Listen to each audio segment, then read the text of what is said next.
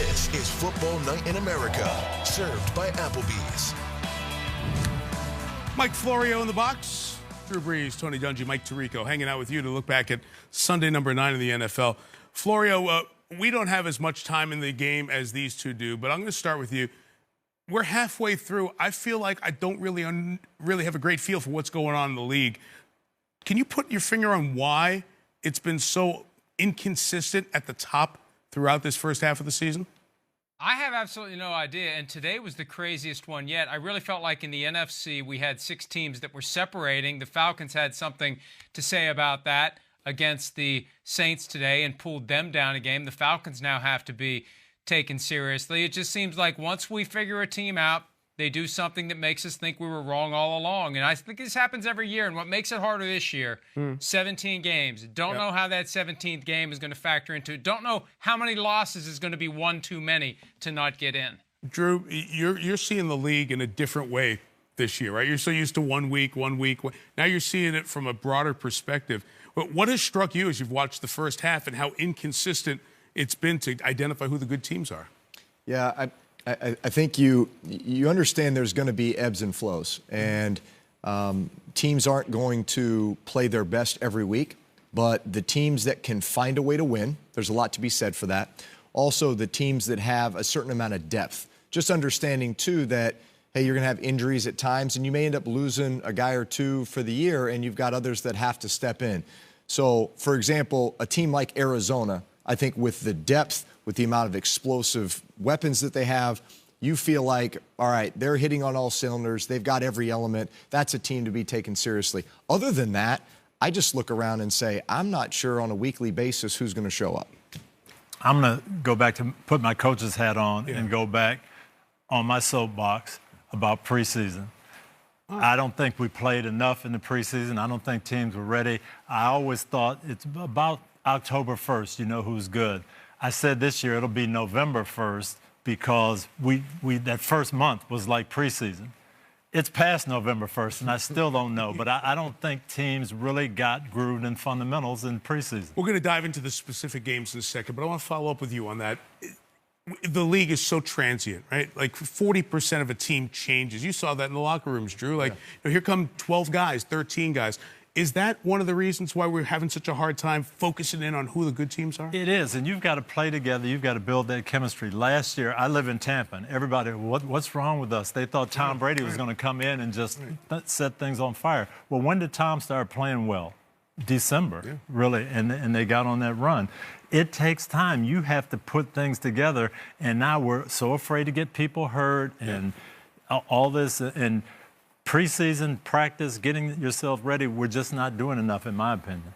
Interesting. Yeah, I think that, the teams that have established programs and established veteran leadership, you probably see us having a better chance as well, just because there's a program in place, there's a culture in place, and there's a level of consistency that typically will come into play at some point. All right, Mike, let's start with the conversation about the game specifically. In the Green Bay-Kansas City game, there's an Aaron Rodgers piece to it. I'll get to that at the end. There's a Mahomes piece to it in Kansas City. But let's start with the Jordan Love piece, because we were waiting to see him get his opportunity. We did in preseason a little bit. Now we saw it against what isn't one of the best defenses in the league in the Chiefs. And he really looked rusty or poor in the first half, got a little better. How do you think this will spin going forward with how Love played today? Well, I think that it goes a long way toward getting anyone who may be in the Green Bay organization who's upset with Aaron Rodgers after the events of the past week, not upset with Aaron Rodgers. And I still, for the life of me, don't understand why they did what they did with a Super Bowl-ready team, trading up in round 1 to draft a quarterback. Now, they had wanted Justin Jefferson. He was gone. They wanted Brandon Ayuk. They got jumped by the 49ers for him. They freaked out, traded up, and took a quarterback. And I think that in hindsight, they would admit that maybe they should have just focused on adding a piece that would help take them over the top, because Aaron Rodgers isn't going anywhere. And they better hope he's not going anywhere, because if he does, they may have to think about somebody other than Jordan Love, unless with more time and seasoning, he will become the guy they need him to be. It was not pretty today, and you saw throws that were there, things were available, timing was off. and it wasn't there. He'll play better. If he gets to play next week, he'll play better. But this is not the guy you want to put in when you're trying to get home field advantage and trying to win every single game you can right now. Yeah, I find that a lot of backup quarterbacks are taught, they sit there and they watch the starter in practice, they watch film on the starter, and they think that they have to try to do all the things that that guy does. They become little imitators of that person. So you watch Jordan Love, he's got the same footwork, the same off-balance throws, attempts that Aaron Rodgers does. It just doesn't translate the same way. Like I've seen it a couple times now with Aaron Rodgers backups. It's almost like you learn a bunch of bad habits, and then you go out and you see it when you watch them play. And I think they need to develop their own style, and it's going to be different than what Aaron Rodgers does. Nobody can play the game like that. Right. You can't make the throws that he makes, being off balance the way that he is. And I've seen that way too many times with his backups. And to be fair about it, though, too, to Jordan Love, tell me who has been a young backup quarterback who's come in and played great. It's hard because you don't get the reps. Right. You're not working with the first group. The great backup quarterbacks, think back, and they're veteran guys. And you say, hey, I'll get this guy, and he can come in and play without practice. Young guys, it's very difficult. So we're going to judge him on a standard that really is unfair. Let's double down on that for this week. Devontae Adams, he's the #1 opportunity guy for the Packers in the receiving corps. He didn't practice most of the week, right? There was a back shoulder in the second quarter, late second quarter. They weren't on the same page on. Mike, what's the deal with Rodgers here going forward? Well, Rodgers can come back as early as Saturday, and Matt LaFleur, the coach of the Packers, said after the game, if he's cleared, if he's back, he will start next Sunday against the Seahawks when Seattle comes to town. So he won't be able to practice all week. He can participate in all the virtual meetings and whatnot, but he can't practice, can't be in the building until Saturday at the earliest. And, you know, they try to make up ground as to what was a lost opportunity, because I don't think any of us would say that today, if they had Rodgers in Green Bay or in Kansas City for Green Bay, the Packers would have won that game. Look, most of the ground has been covered on this, from Jordan Love to Aaron Rodgers to Pat McAfee to Joe Rogan. I mean, this thing has gone everywhere, right? Like, as you guys watched the conversation this week, what was your takeaway about this entire situation with Aaron? You know, I saw the Pat McAfee show, and I said, hey, Aaron, I love to hear all those points, all your reasons. I would have loved to have heard that back when you first got the question asked. Are you vaccinated? No, I'm not vaccinated, because all those things he laid out. And I was just disappointed because I didn't hear that. And so going forward, hey, you've got to come back and get your team going. That's the biggest thing. Yeah. I watched it as well, and I think that with everything swirling around, I think you just need to put that all to the side and say, at the end of the day, what is your responsibility as the quarterback of this football team? It is to be available. It's to put your team in the best position to win. Certainly, you are going to need to follow all the protocols and everything that's in place, regardless of whether you agree to it or not. Right. These are the rules that are in place. You must follow them. And again, you have a responsibility to your team to be available. And in this case, because or not because he was vaccinated or what he was doing that he wasn't supposed to be doing, he got it. He's already missed a game that they lost, arguably could have, should have won. And who knows what's going to happen next week. And then who knows what the ramifications of those losses might be on the playoff seeding. But let's spin through the other games. We'll get through them as quickly as possible. Denver-Dallas is a stunner because Dallas got the save, right? Cooper Rush comes in and wins that game in the last second on Sunday night. That's what you want that backup quarterback to do. And now Dak Prescott comes back. He's supposed to be healthy. And Dallas offensively had their worst points and yards total. That's one of those, again, that we're talking about. Dallas plays well and loses opening day.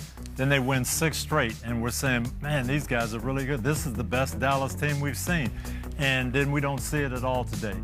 Couldn't run the ball, couldn't stop the run, couldn't make throws. Just looked like a bad football team today. There's such a psychology to winning each week. And so you put yourself in the Dallas locker room coming off that win in Minnesota, and you say, oh, we're getting Dak back. Just imagine how good we're going to be. We're just going to be able to step out here, and it's all going to happen, right? On the flip side, here's Denver.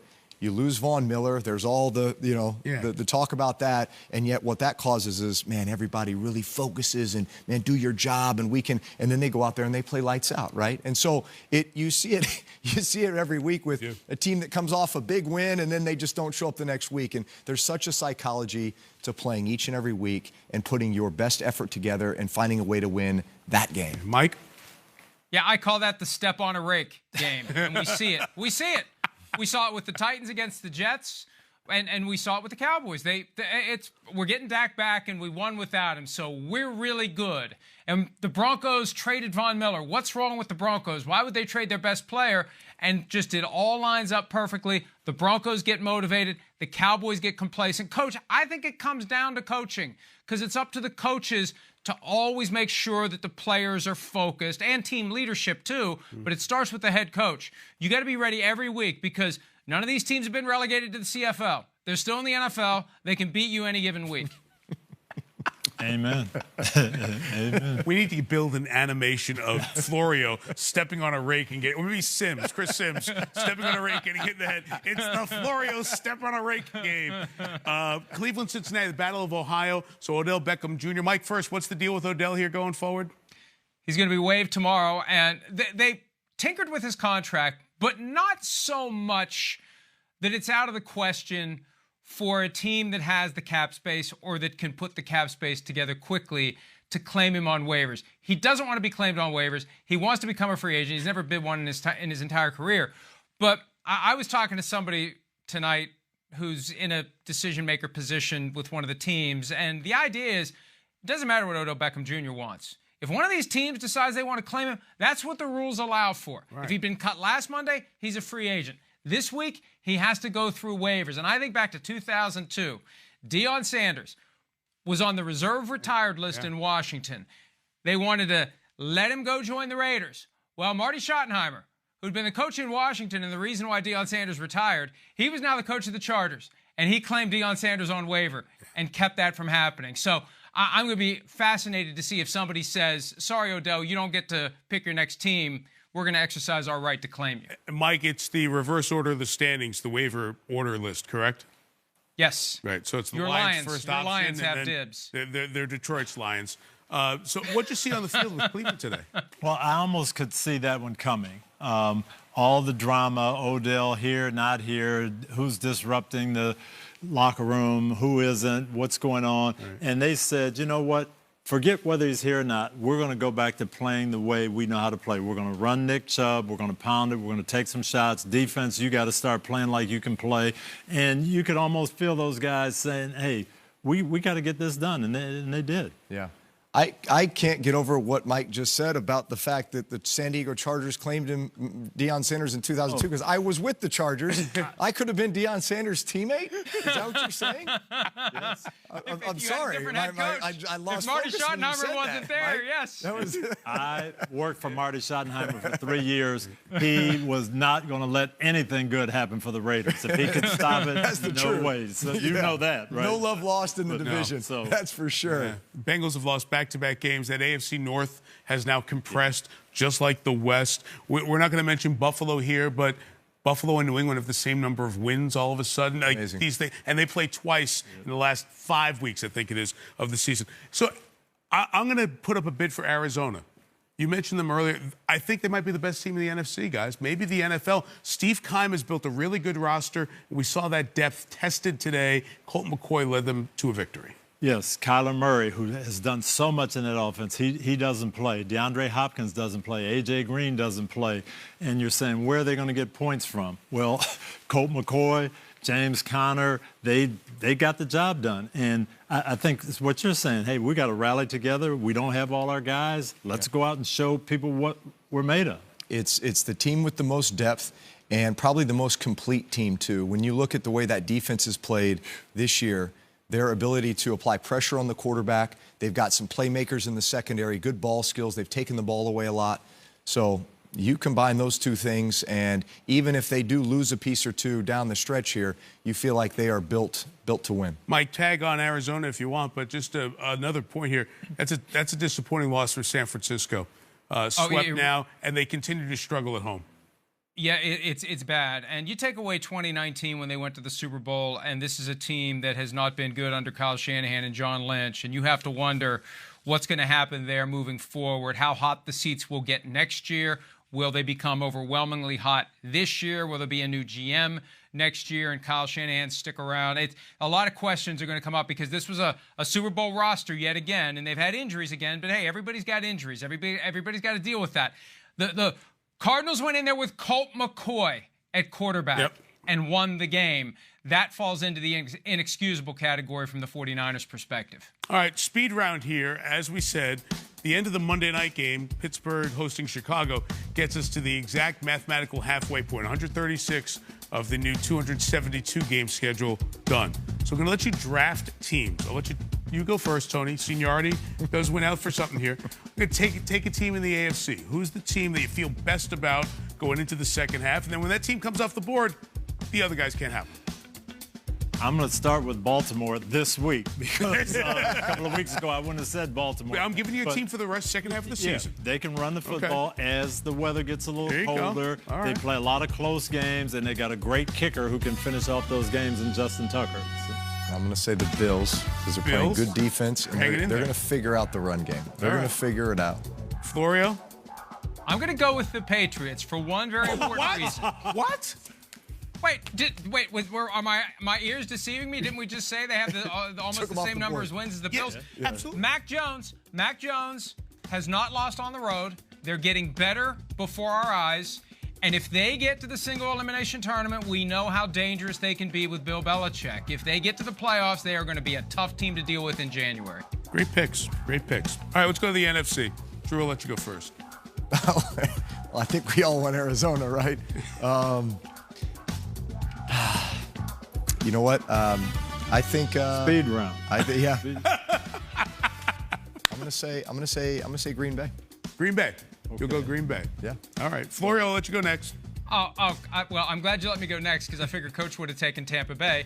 How do you not take Tampa Bay? They're sitting home on their bye saying Cowboys lose, Packers lose, Rams are losing but may still win, Saints lose. Looking good for the Bucs, and remember what they were last year when they came out of their bye week. They didn't lose another game through the Super Bowl. Sorry, Coach. I'm going Arizona. A lot of playmakers on defense, and I think they're the most complete team this week. All right, well, that was a great speed round. Good producer in the chair, speed round best ever. Thank you, that's it. We're done. Mike, have a good week. See you guys. All right, PFT all week. We'll all see you next Sunday. Thanks for hanging with us. Have a good week.